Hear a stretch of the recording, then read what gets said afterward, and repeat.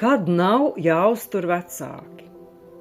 Man zvana no sociālā dienesta un informē, ka tēvs tiks ievietots pansionātā, pats sevi nevar apgādāt, tādēļ man kā viņa meitai ir jāsadz uzturlīdzekļu tēva uzturam, jo viņa pensija ir nepietiekama, lai nosaktu pansionāta izmaksas. Tēvs par mani kā bērnu uzturlīdzekļus nemaksāja. Vai man ir pienākums tēvu uzturēt?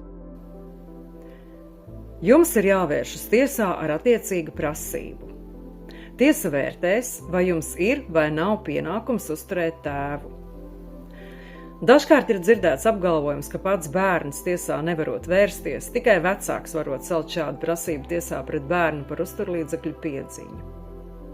Tas tā nav. Arī pats bērns var celt prasību tiesā, lūdzot tiesu atzīt, ka bērnam nav pienākuma uzturēt vecāku. Kādos gadījumos bērnam nav pienākuma uzturēt vecāku? Šeit ir jāvērtē, vai vecāks objektīvu iemeslu dēļ nav apgādājis bērnu, piemēram, invaliditātes, bezdarba un citu no vecāka gribas neatkarīga apstākļu dēļ, vai arī vecāks nepamatot izvairījies apgādāt bērnu.